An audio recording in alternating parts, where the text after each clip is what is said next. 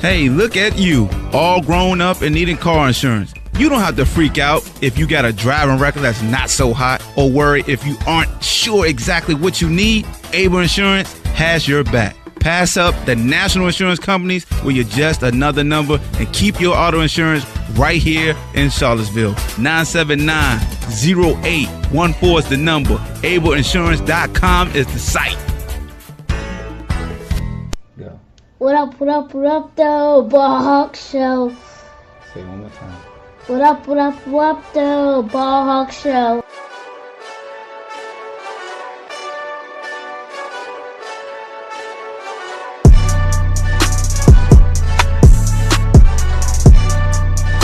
What up, though? Welcome to the BallHawk Show podcast. I'm your host, Ahmad Hawkins. I appreciate you for taking time out your day to listen to the latest episode of the BallHawk Show podcast. Today we will be recapping Virginia basketball. University of Virginia versus Louisville here at John Paul Jones Arena on Saturday. With the victory, the Wahoos have clinched a share of the ACC title, and they are also the number one seed going into the ACC tournament. If this is your first time tuning into the BallHawk Show podcast, make sure you hit that subscribe button on any platform that you listening to the BallHawk Show. It could be Apple Podcasts, it could be Spotify, it could be Anchor, PodBean, the BlogTalk Radio, TuneIn app, Google Play, or you could be also viewing this on YouTube. Hit that subscribe button. Make sure you share. Follow me at I Am BallHawk on Twitter and Instagram.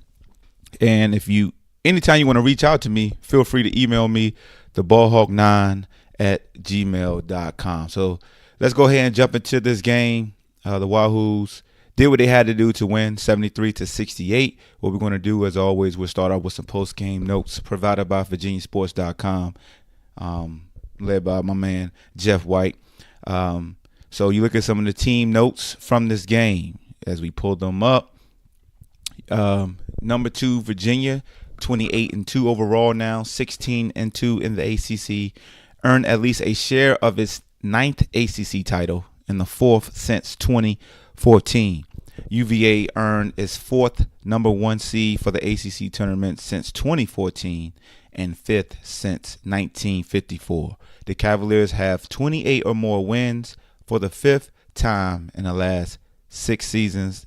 UVA has 16 or more league wins for the 4th time in school history. Virginia has an 8-game winning streak overall and 9-game winning streak versus Louisville. The Cavaliers finished 15-1 at JPJ and are an ACC leading 57-6. That's a 90% winning percentage in league home games over the past 7 seasons. 57-6. That's what I'm talking about. That's what you call home field advantage, and that's a testament to the fans and the way that they always pack John Paul Jones Arena and the way that they cheer. So that's a salute to the fans. UVA is 15-4 all-time versus Louisville and recorded its 4th straight 2-game regular season sweep versus the Cardinals. Tony Bennett is 10-1 versus Louisville as a head coach at Virginia. Virginia led 36-33 at halftime behind You Better Call Ty Jerome's 13 points. The Cavaliers attempted a season-high 28 three-pointers this past game, and UVA celebrated senior day by honoring Jack. I must break you. You will lose. If he dies, he dies. Salt. It is salt around the rim. That's everybody drink a margarita. And also managers Ben, Justin, and Ferris prior to the game. Salute to those 3 gentlemen for all they do. Shout out to the head manager, the head man over there, my man Matt. That goes unnoticed what the managers do for the sports team and just preparing everything and making sure the players don't have too many wants and needs. They're always available. So salute to those 3 gentlemen. And what can you say about Jack Salt? Very unselfish, so humble, catches a lot of heat for the playing time that he does get. A young man that didn't even see himself even stepping on the court when he got here to UVA because he understood how special of players that we had here, and for him to carve out over 100 career games as a starter just speaks to a young man doing what he has to do to contribute to a championship team. Screens, diving for balls, playing defense.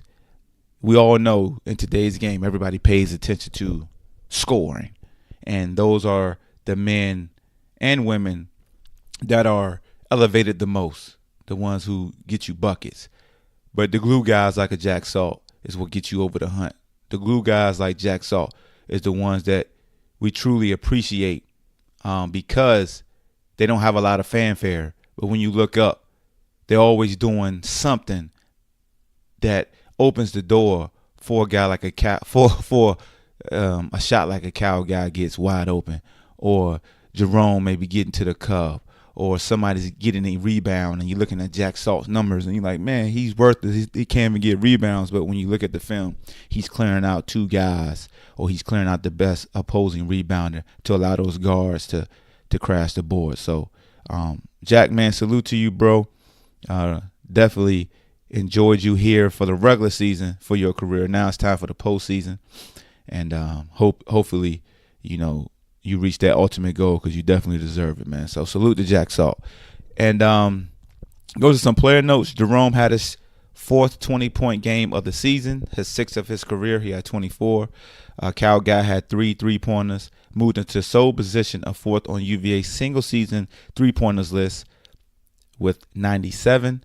And I think that broke Curtis Staples' junior record. I'm not for sure. Jerome, no, it didn't because they would have had it listed. Jerome handed out 6 assists to move into 8th on UVA's single-season assist list with 154 dimes. And Jay Huff had 9 points, made a career-high 3 3-pointers, and I think all 3 of his 3-pointers didn't even move the net. They were so pure. So salute to Jay Huff. So let's get into some individual stats and what players did on both teams. Get into what my thoughts of the game. And then we get to my soapbox moment that a lot of people seem to enjoy when I really talk that talk and kind of respond to the pulse of the program or just college basketball in general. So when you look at Louisville, Virginia started out, they started out in both court, like especially after halftime. They started off slow. I remember watching the game again early this morning. I didn't realize they like saving time. I'm thinking, oh man, I'm gonna look at the game again. It was 5 o'clock in the morning, but how to get that second view. But just coming out of halftime, Louisville jumped out to a lead. DeAndre Hunter missed a nice little look from 15 feet. They converted, and then Ty Jerome got stripped. They converted. I think they went on like a 6-0 run. And actually had a 47-40 lead before, we finally got things rolling again. But when you look at Louisville, Jordan Wara played 38 minutes, had 19 points. He's a very skilled wing guy for Louisville. He can be a matchup issue. He can shoot the three. He could get to the cup and finish. He was just 3 of 7 from 3, which is a little bit under 50%. So for the most part, he did all he can do. He had 19 points. Malik Williams had 12 points for Louisville. Both guys had 6 rebounds, respectively. Kristen Cunningham only had 10 points. I think the majority of his points came in the second half. He was 2 of 5 from the free throw line. I thought Kihei Clark did a good job versus him in the first half. And they had some adjustments in the second half with the high screen and roll and having him playing off ball and him going through 2 screens to get the rock on the opposite side of the floor. They realized that he couldn't break Kihei ball for ball when dribbling the ball down the court. And that was just a testament to Kihei, checking him full court, getting underneath for him. Cunningham's a smaller guard, so that's why you'll see Kihei Clark on the floor more versus Louisville, because the fact that he's harassing Cunningham so much, Louisville's not able to get into their offense until possibly around like 12 to 13 seconds like they want. And the entry pass is made far outside that hash opposed to closer to the 3-point line. So the pass is that much longer, and it takes 2 or 3 passes to what they really want. Then when you look at the adjustments they did in the second half, Cunningham wasn't bringing the ball up as much. He was running up one of the sidelines. They'll have double screens at the free throw line. He'll run laterally or horizontally to the other side of the court. He would get the basketball with some momentum, and then he have a two-way goal, whether it's on a Kihei or whether a big would switch. Sometimes Diakite was getting switched on him when they ran the high pick and roll, and he would penetrate deep into the paint, and he would get to the free throw line, but he just wasn't converting. So you got to take your hats off to Louisville's coaching staff of trying to get Cunningham free looks in the second half, and it paid some dividends until we adapted. And Coach Bennett, in his own retrospect, showed a couple wrinkles in the second half that we'll talk about. Enoch led the way for them with 11 rebounds. He had 8 points. He was perfect from the free throw line, just 2 from 6 from the field. And Ryan McMahon played 18 minutes, was just 2 for 4 from 3. He's a sharpshooter. He can get hot. That first game down there in Louisville, he was a part of that barrage of 3-pointers in the first half. Louisville shot just 36% from the free throw line. From the 3-point line the first time we played them. Every basket in the first half was a 3-pointer except for one mid-range jumper by Cunningham. Conversely, this game, they were just 5 or 12 in the first half. Then it was 4 or 13. And I'll talk about more Louisville, where I felt like they really made a mistake after I finished talking about the individual stats for UVA. We talked about Ty Jerome, 24 points in 39 minutes, just 14 shot attempts, 3 of 8 from 3, 5 of 7 from the free throw line. I definitely want to see him, miss just one free throw because he's very capable of making every single free throw. Just had 1 turnover to 6 assists, 2 steals. Coach Bennett loves when Ty is very efficient and smart with the basketball. Some of the passes he made, I heard some of the commentators kind of comparing his ability to change the trajectory of the ball like a Pat Mahomes. That pass he had to Diakite, that no look in the middle of the lane, was just beautiful. And Diakite did a good job of being patient, had to up and under use the rim to protect him. But Ty Jerome is a guy that as the back gets better, he never lacks in confidence. People realize that he is faster than what you think. He knows how to change speed. He's always in a smooth cruise control. He's similar to a Tesla, that autopilot. You think he might be sleeping, but he's just chilling with his hand on the wheel, getting where he got to go at a high speed. So the fact that he can hit floaters at 6'5", we know he can knock down the 3. It's almost pick your poison when that floater is on. And it seems like, knock on wood, that when Ty comes out aggressive and he's hitting that floater, it's going to be hell to pay. Because the kid, man, he's moving up on a lot of these scouts on these mock drafts, and he's a phenomenon in what he's been through in his life as far as those hip injuries, the hip injury in high school, and people kind of not even being that impressed with him. Even to this day, when you look at Ty Jerome compared to like a Kobe White from North Carolina, just how explosive he is at 6'5" and how crafty Ty is. So when Kobe White scores over 20 points, you see it, like you're wow, like damn, look at the step back, look at him yanking, look at the jelly on the layups, look at the hair. Then you see Ty Jerome is just surgical, nothing too fancy. He just do what he got to do. It's almost basically like Klay Thompson, but he could dribble because he can be a sniper. He could be a mid-range floater game, and then he showed he could finish around the cup with the left hand, and he's fiery too, man. The kid is fiery. How can you not be a fan of a guy? You better call Ty Jerome, and he shoot from Thailand, even though he shot an air ball from Thailand when he was tired. You get it, Thailand tired, but Ty Jerome's a player, man, and hopefully that wasn't his last game at John Paul Jones Arena. Cal Guy played 39 minutes, just like Ty Jerome did. 13 points, which is 3 of 9 from 3, 4 of 11 from the field. Has 6 rebounds, 2 turnovers, 1 assist, 1 steal. Cal Guy's Cal Guy. He's a sniper. You always want him to keep shooting. And then people really overlook what he does on defense. He's a very good defender, on-ball defender. You don't see a lot of guys trying to just ISO 5. Even though we play the pack line and, he's going to have help to the middle of the court, he's still moving his feet and keeping this guy in front of him. DeAndre Hunter struggled. 3 of 13, 1 of 4. One of his worst shooting games of the season, probably of his career. Just had 9 points, 4 rebounds in 39 minutes. Hit buckets when we needed him to. But credit to Louisville and their wing defenders and their rim protectors. They made it tough on him. And then he missed some open looks also. But it's basketball. That's why you have a big three. And many times we've leaned on DeAndre Hunter. You really can't say too much bad about him because, like I said, that's basketball and you have an off night.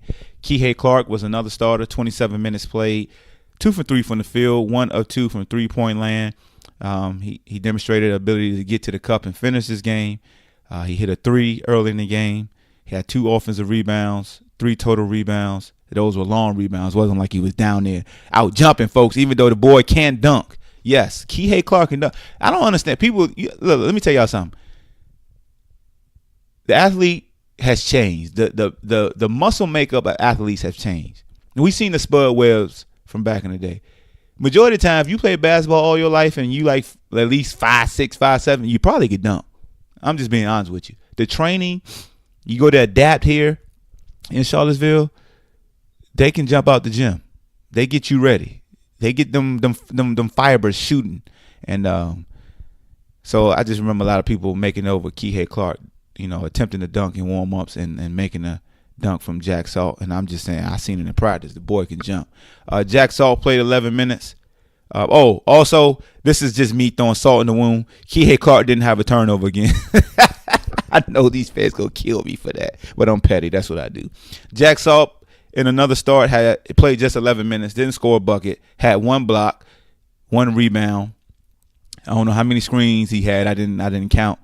But he's not a guy that's going to look at points, But he started 11. He played 11 minutes as a starter. Braxton Key, 15 minutes, 1 of 5 from the field. He just couldn't finish around the cup. Like I said, I think Louisville did a good job of just jumping straight up and changing shots for a lot of our guys. He did hit a big 3 for us. He was 6-8 from the free throw line, 3 offensive rebounds to go along with 5 total rebounds. He had 9 points, 2 blocks. And he played late in the game when we needed that offensive defensive look. And what more can you say about Braxton Key? Jay Huff, the unicorn. Look, I'm not calling him the Hoonicorn. I'm not doing that because ESPN didn't even give credit to my homie on Twitter who said the Hoonicorn way earlier this season. Hey, look, ESPN, you got to stop biting and take it. Look, I know you the big machine, but you got to stop doing that, man. I know that y'all would take somebody, a little man's idea like it's your own and won't even credit them, bro. That's messed up. For real. Rick Finn, shout out to you, man. Because you came up with the Hoonicorn. I call him the unicorn. He'll huff and puff and blow your rim down or something. But when somebody comes up with a saying, come on, ESPN, stop that. Y'all threw that right in the bio like y'all did the Hoonicorn. Like, give a reference, man. Reference my man Rick Finn on Twitter for that. That's messed up, man. Shout him out, man. Tag him or something. If you listen to my podcast, tag at Fin13Dog, FIN13 Dog. Tag him. Y'all know what y'all do it. Just like I told y'all, we took the walkthrough idea and we got it from Jay Billis. I always say that. Shout out to the walkthrough. Go to VirginiaSports.com. Virginia Sports on YouTube and my YouTube channel, The BallHawk Show, if you want to look at any old episodes of the walkthrough. Shameless plug. But Jay Huff, man, 3 for 3 from the 3-point line. That pick and pop. They not used to us having a big that's able to shoot. They were sagging down. They were basically playing the pack line defense versus us. They wasn't letting us get to the lane as much as we would like. Damn, I just had an epiphany. They do play a version of the pack line. So no wonder we were struggling around the bucket. They were trying to make sure we didn't live in the paint. We only had 16 points in the paint. But Jay Huff, shot that 3 ball in the eye. And Jay Huff always screaming. I love his energy, man. We all want him to play more minutes, but he plays meaningful minutes. It's like he don't start, but he finish, and that's all we look for. Because when you finish, you get all the credit. You know that. Manu Ginobili was never a starter in the NBA, but we know Manu was that dude, and Manu was going to be in there in crunch time, and Manu is a Hall of Famer, but he wasn't a starter. Who cares? It's all about minutes played, and we want J. Huff to play more than 13 minutes. So, let Coach Bennett do what he do. He also had 3 fouls in 13 minutes. See, I'm petty because I know a lot of fans be fighting over certain players, and I just give both sides ammunition. I mean, that's what I got to do. I'm trying to make sure I look out for the fans. And then you got Mamdi Diakite play 17 minutes. Mamdi Blondehead Diakite, the macadamian. Nah, that I guess he that joke wouldn't have been good. 4 points. He had 3 fouls also in 17 minutes. Just 1 rebound. But Mamdi is a guy that's very vital to this team. As a team, we had 11 offensive rebounds, total of 31 rebounds. We had 13 assists to just 4 turnovers, 6 blocks, and 7 steals. Conversely, Louisville has 7 assists to 10 turnovers. Would definitely take that. They had 14 offensive rebounds. Hell, Dwayne Sutton had 5 offensive rebounds, and Enoch had 4 offensive rebounds. 9 between the both of them. Good Lord. So there you go. As a team, we shot 40% from the field overall, 42%. We took a career high 28 threes and still shot 42%. That's awesome. And I mean, it's hard to beat teams when they shoot above 40%, especially when they hitting at least 10 to 12. Like 12 threes is a lot as a team when you're shooting at that type of clip. That means you're being pretty efficient. I know people, look at 50 or 60%, but somebody shoot 40% from 3 and then shot 28 of them janks. Man, look, I'll take it.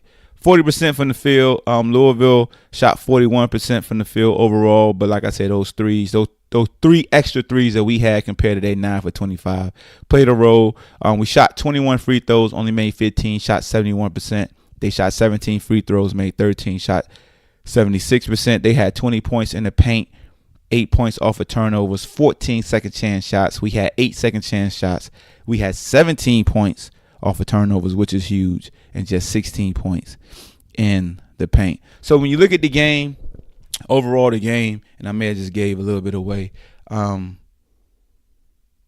Louisville's like looking in the mirror. They play that 1-3-1 to try to slow us down and make us think, and then it turns into like a matchup zone. They throw that wrinkle in there just so UVA can't get into their offense, to keep their players semi-fresh on the defensive side of the ball, so they won't be running them through a lot of screens and messing up their assignments. But UVA adjusted, when Hunter comes up at the high post. You got Ty Jerome. This game was working the baselines, and when J. Huff came into the game, J. Huff found Ty Jerome on the baseline when he was coming to the top of the key as a big. And I like how Louisville uses one of their bigs as the table setter in their 1-3-1. Jordan Warrer is one of their big wing guys, and he's at the top of that 1-3-1, so it makes it tough for point guards to kind of see laterally, because most of the time you try to go side to side versus a 1-3-1 like you do with the zone, and you attack the free throw line extended if you can, to try to just get to one of the corners to get them to slide down and continue to work that baseline. But Louisville's a good defensively coached team.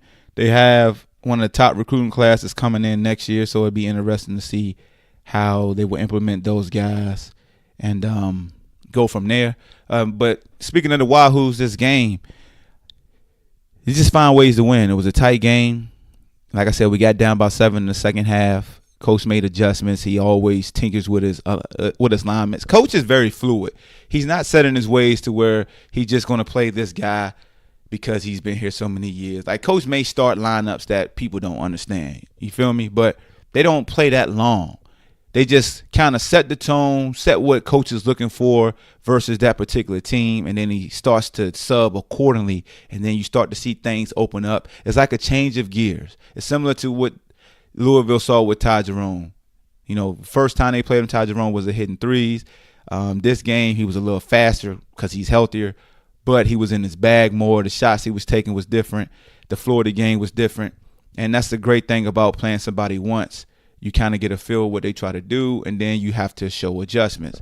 It's not just in-game adjustments. And then when you look at in-game adjustments with Coach Tony Bennett, that's why I always look at fans. I always talk to fans when they talk about, well, why does he should never have these two players on the court at the same time, or these players on the court. It's like, well, how long do these players really stay on the court? The biggest thing is always Kihei and Salt, but they've rarely been on the court longer than 4 minutes, and sometimes you can get away with 4 minutes because people will say, well, that's 4 minutes too long, but it just depends on, if you were in foul trouble or if somebody was off or who did the opposing team have offensively, because Coach Tony Bennett is a defensive guy. He's going to depend on he's going to err towards the defense at a fault. That's just him. He wants to set the tone. And the new age of basketball is trying to get us to believe that, and they don't want a defensive-minded coach to be successful because it messes up the marketability for the game that they're putting out there. They want the dunks. They want the ISO ball. They want the 3 ball because but then they get mad at kids who come in and that's all they want to do. Well, that's what you're putting on TV. And Coach Bennett is the antagonist to that. Like, he's the total opposite. He wants pure basketball, fundamentally sound. We're going to start on defense. We're going to do what we do. And that's why you see a guy like Kihei Clark getting extended minutes. And, yes, you lose some things on offense when you have Kihei Clark. I don't think anybody's going to argue with you with that. But, you gain so much having him on defense for your big three because they can, and I'm saying this in quotation marks, they could rest a little bit on defense because they're not chasing that dynamic ball handler. But when J-Hub comes in, man, he just brings that energy. And when he brings that energy, you want that on the court a lot. So same thing with Braxton Key. When he comes on the court, the rebounding and the little glue things that he does, you want that on the court a lot. Then with Diakite is in there, the shot blocking, the ability to protect the rim, his ability to stretch bigs out there, and his ability to jump up and dunk on folks. You want that out there a lot. So it's all about finding that common ground. But when you look at adjusted offense efficiency for UVA this year, last season they were 30th in Division I in adjusted offense efficiency. This season they are second. So they still have their dominant defense, but they improved from 30th to second this year in the Division I basketball in adjusted offensive efficiency. That's for my advanced analytic crew, that club. So when it's all said and done, when we talk about who should be playing, they're still top 2 in the country in adjusted offensive efficiency. Yeah, they could be number 1 if we played more offensive guys, but we didn't sacrifice our defense to be better offensively. And that's why Tony Bennett is a very good coach. He's very fluent. He understands matchups. His assistants do a good job of communicating and taking data to better help this ball club overall. And as much as we fell in love with a lot of the blowouts we had early in the year, a lot of these guys got valuable minutes that they're going to need in the ACC tournament and, more importantly, in the NCAA tournament to succeed, to make that run to the national championship. And when we talk about the NCAA tournament, let's go ahead and jump on the soapbox. It's not going to take me that long. So UVA wins another ACC championship, regular season championship, 4th in the past 6 years. First time they shared in the last 4 years with North Carolina. It's amazing that you share with a team that you beat and you got the tiebreaker over, but UVA reaped the benefit of having to share ACC championship, so we can't really bitch that much. So I'm seeing fans like they're not too excited about the ACC champion, regular season ring. They rather go to the Final Four, and I get that, guys. I get that. But let's fall back for a second. Our team has level goals. The first goal was to win the ACC regular season title. The second goal is to win the ACC title. The third goal is to win the regional title to get to the Final Four. And the final goal is to win the national championship. An athlete doesn't just absolve one of the goals and say in a moral victory that, well, we may not win this. That's what I'd rather go here. Like, an athlete can't think like that. We have we have checkpoints. We have destination points that we check off to kind of help us maintain the same confidence. And sorry for my dog barking. The same confidence, because we have a board that what we want to do. In football, in professional, you can't. I hope y'all can't hear my dog barking, but somebody's outside. I think my wife and my daughter's outside. But you always want to man, this is really distracting me.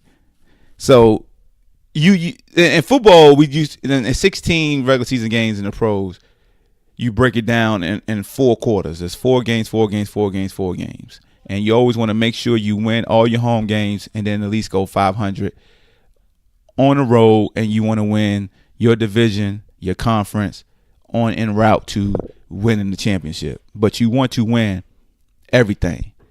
Everything. You just don't say, well, this is get to the play. No, you want to win every single step. And that's the same thing with these hoops, and that's the same way I look at it. I'm not going to pawn or turn in the ACC championship just to become the regional champ and just play in the Final Four. No, I want it all. I want every ring. I'm Thanos. I want every single ring. I want it all. So I want to win the ACC regular, ACC tournament. I want to win the regional championship. I want to win in the Final Four, and I want to win the national championship. That's just what it is. So that's all I got for y'all, man. Good is the enemy of great. Be great in everything that you do. Till next time, BallHawk. I'm out. Oh, make sure you subscribe. I want the whole world spin my record.